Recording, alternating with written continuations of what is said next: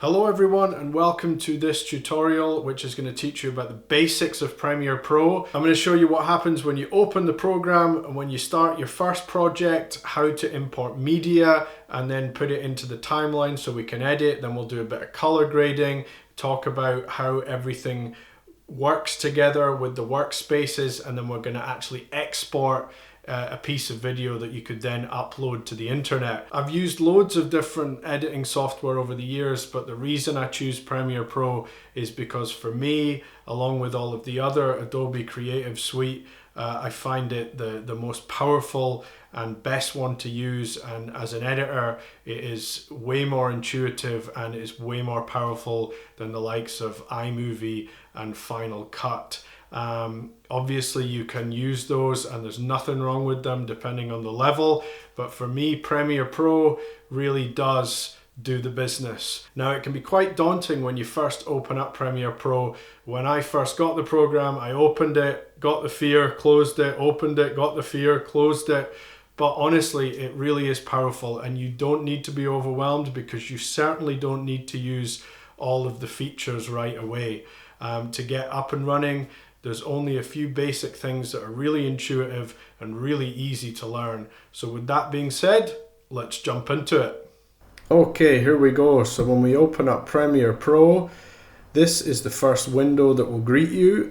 We've got various things going on here. We've got some projects down here that were recent things I've been working on. We've also, in the left here, we've got Home, which is where we are at the moment.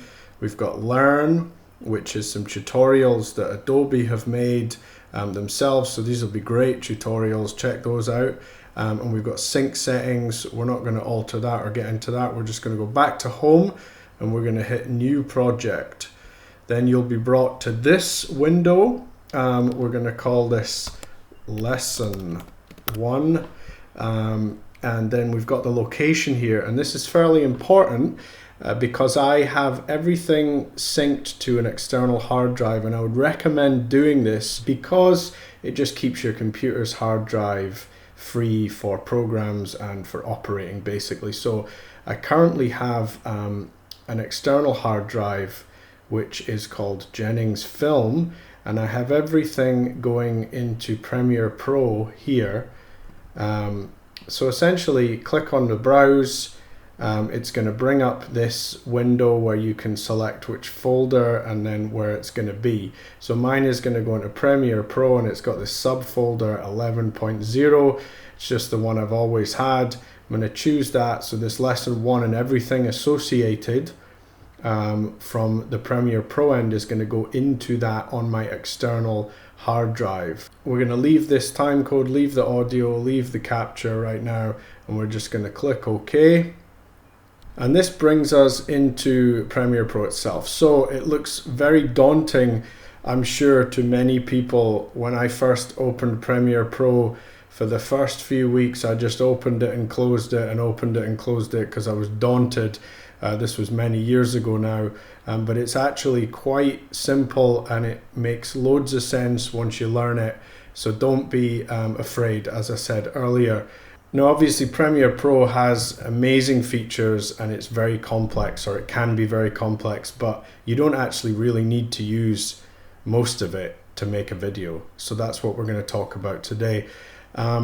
First of all, I want to draw your attention to the top here, and there's these tabs, and these are your friend in the way that this will guide you through the process of making the video. Now you don't have to use all of these, but a good place to start is, I find, in assembly. And obviously we've got the learning here, we've got assembly, we've got editing, color, effects, audio, graphics, libraries, and then you can customize your workspace as well. But essentially the workspaces will change depending on which process that you're in your edit. And I really only use assembly, editing, color, and effects. They're really the ones I use, and then I find that I can do everything in there. So let's get into it. Here on the left we've got our media folder or media bins. We can create bins and folders, and we can change the view and everything down the bottom here. But right now we're just going to get into it and we're going to import some media. Now I just clicked Command I to bring up the Finder there, but you can also just go into File and Import, and that'll bring up the same thing. So I want to find the media, and media being video components, audio components, graphics components, depending on what you're looking for, or depending on what you're going to use to create your video. I have created this folder called Premiere Lesson Raw, so that's my raw media, and I've just got a couple of video clips and I've got an audio track as well. So I'm just gonna select the folder and I'm gonna import that, and it'll just copy them across here into my window, and you'll see that it's actually copied the folder as well. And when I double click that, it's essentially turned the folder into what is called a bin. So if I close that, it's there. Now, maybe I want to create my own bins and organize my footage in a sort of better way. I don't know. It's that for me, there's only 4 files here, so I probably wouldn't do that. But you could create additional bins. This might be your video clips, and then you might create down a new bin there, audio, and then you might want to take these and you might want to put your video clips into video clips and your audio into audio, and we'll get rid of that bin. And now we know that video's in here and audio's in there. So depending on how much media you actually have, you might not find the need to organize it into bins. It just depends on what you're up to. So anyway, we've now got our media imported, and we're in the assembly tab, and I sometimes like to use this for finding good clips and pulling them down into here and all that, but we're gonna just move straight on to editing. And what this is gonna do is it's just changed our workspace, and we've now got the media down in the left here. We've got a video viewer in the left at the top, a video viewer in the right, and this is our timeline where we're going to create our sequence. So I just opened up video clips there, and I've got 3 video clips. They're very, very different. One of them is a drone clip that I shot in Bali, and a couple of the others, they're from a live video I did for a band called Skippinish. So some very diverse video footage going on here, but all shot by myself, and actually some of it was shot by an associate of mine called Gary O'Hagan from Video Killed the Radio Star. So I've just double clicked on the Bali trees clip here, and that's brought it up into this viewer. And then this is basically me previewing that whole clip, clip in its entirety.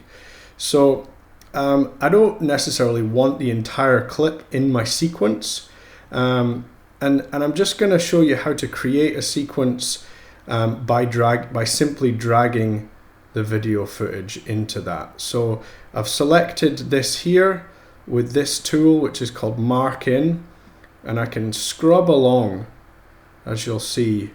And I can play the video clip from here, from this window, from this viewer, and I can skip it back a frame at a time. I can skip it back to the marker, and I can even I can export frames as freeze frames, that kind of thing. But for right now, we're just going to mark it in. So I'm going to mark it in here. I'm going to mark it out about here. Oh no, that's starting to fade. So I'm going to mark it out about here. And then I'm going to drag the clip down onto the sequence. Now I'll just talk a bit about what's going on down in the sequence window here. We've got the video track here on top, and we've got the audio track here just below it. So there's actually no audio with this clip. It was shot on a drone, so it didn't actually pick up any audio. So I'm just going to actually hit this lock button, and I'm going to delete the audio, because if I select it, then it'll delete, but it won't delete the video. So there's a wee tip for you. Incidentally, if you just want to bring the video and nothing else, you can just drag from this video only, or if the audio only, you can drag from the audio only. That's just a little incidental tip. But we've now got the Bali trees clip here, so I'll just go through a little bit about what's going on here. We've got some sliders, so I can increase the size of what's going on here, so I can zoom in pretty close. You can get right into what's going down. Here, this is a very important part. This has got my pointer, and it's got various tools that you might use for creating your video. Now, the main ones are really your selection tool for moving it around, your razor tool for cutting, just like in the old days when they used actual razor blades, except for this is your virtual razor blade, so you can make a cut there, and then you can move it there. So there we go. That's how to cut using the razor. And then we've got text and hand tool and the pen tool. We'll get into those more in advanced videos. The pen tool is handy for doing fades and doing audio fades and such like. But for right now, we're just going to talk about the razor, and we're just going to use those essentially to give you the basics here. So I'm just going to undo all those things I did. So we've got our Bali trees clip. And then say I wanted to bring in some audio. So I've just double clicked on the audio here, and I've got an audio track, and this is just a wee track that a friend of mine, Andrea Gobi, made, and I'm just going to drag that audio underneath, and obviously this is way longer, so we're going to shorten that right down than the actual clip that I've imported here. Now what's going on in the window to the right is this is the actual video that we're creating. So this here is playing what is down on the sequence itself, and then this on the left is where you preview the media that you're then going to put into the sequence. So let's put in another video clip. Let's find this clip here. This is some crowd footage of a gig that I shot with my friend Gary. So we're going to go in about here, and then we're just gonna, this is gonna be a really weird video, I realize. So we're just gonna pull that, and I only pulled from the video because I just wanted the video, because I'm gonna use this song or this music to go underneath this really strange video that we're creating. So then you'll see that it now appears, as well as I scrub along, you'll see that it appears next to or just after the Bali clip. So we're going from Bali to Edinburgh. What a transition that is. Wow. Okay, so if we then play this, then you'll see that moving along. I don't know if you can hear the music, but you can certainly see that this is working now, and we've got the sequence rolling. I think I'm going to shorten the Bali thing here by moving this along. So what I did there is I just hovered over the end of the Bali trees clip, and I'm holding down the mouse right button, oh sorry, it would be the left button, and then we're dragging it across, and it's just moving like that. And then I'm going to pull in the Edinburgh clip because that's just way too long, and we're going to just pull. And if you just pull it with the selection tool, then it'll move around. And a really important thing that you want to have on is this snap to timeline or snap in timeline, and that means it's gonna actually snap to the next available clip or the next marker or point that something is happening or changing. So yeah, so let's hit that. Yeah, there we got a bit of a transition.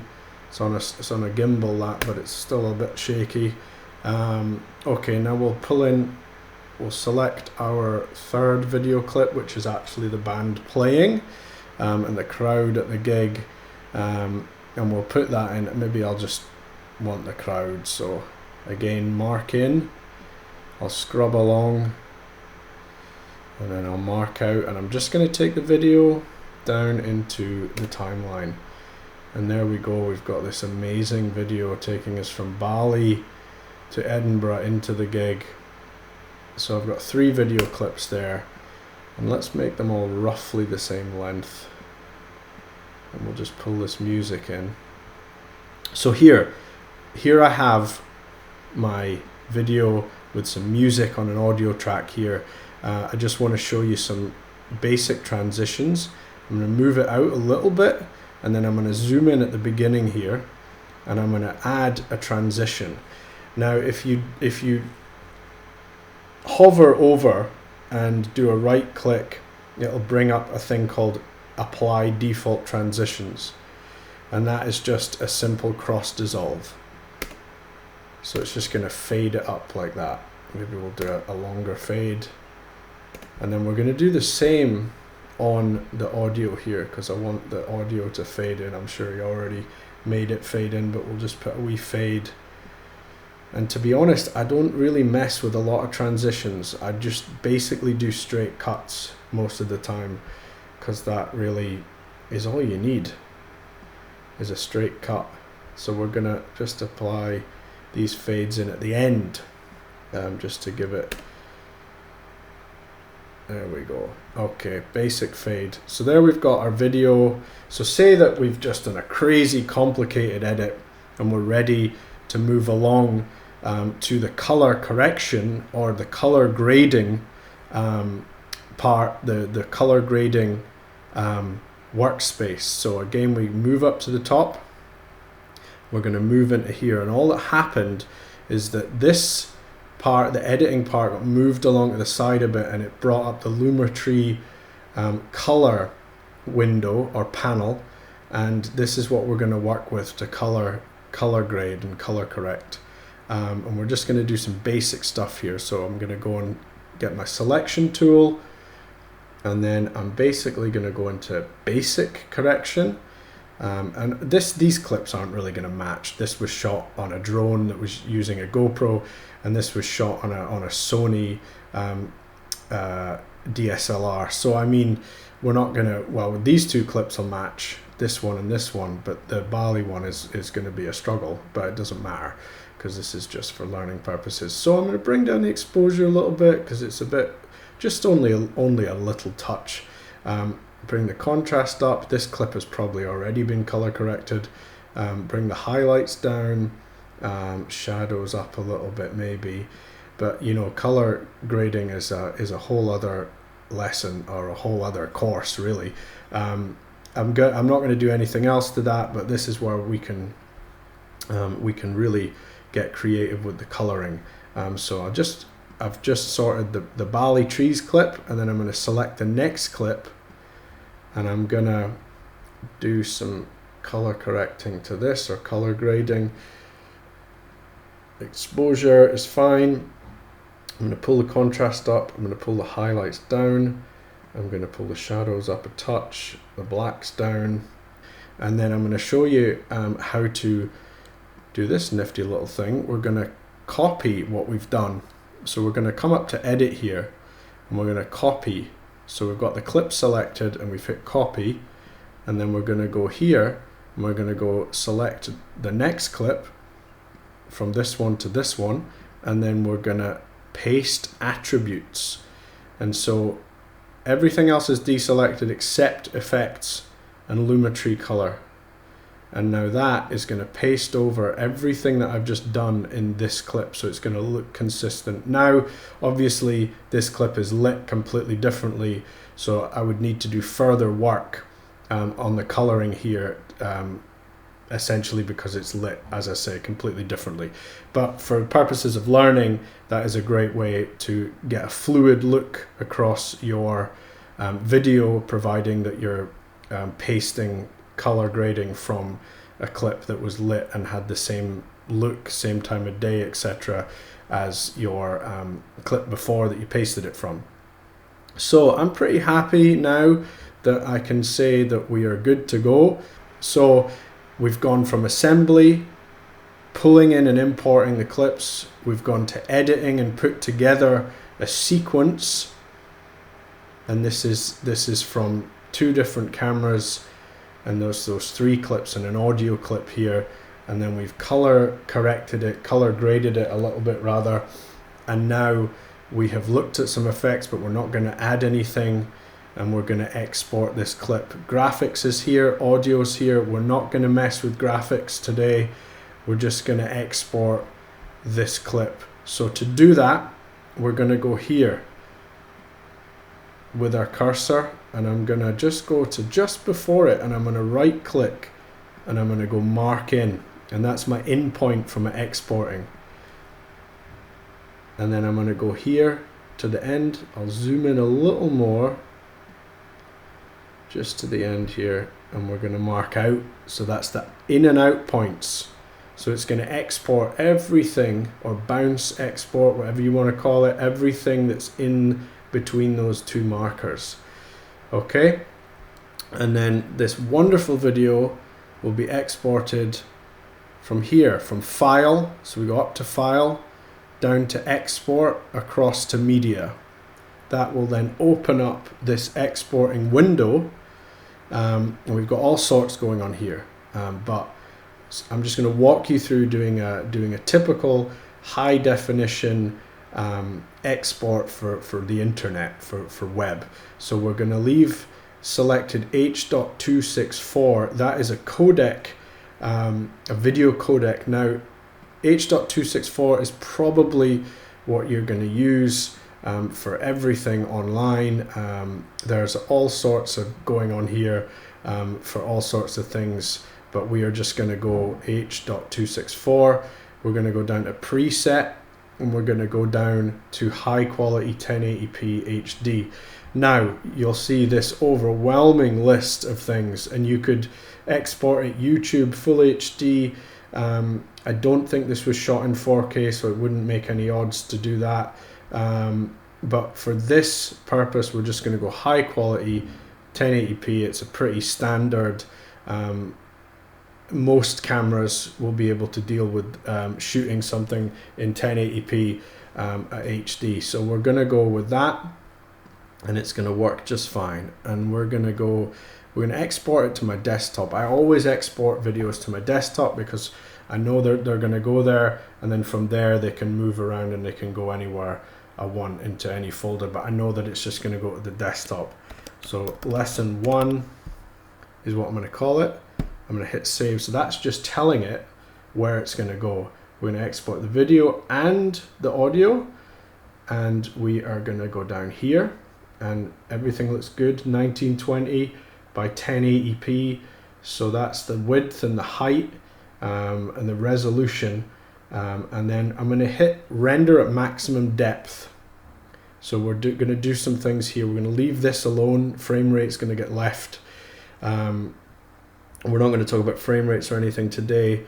And we're going to go down, down, down. I'm going to say 2 pass bitrate encoding. And I'm going to leave everything else in there, and I'm going to go to use maximum render quality.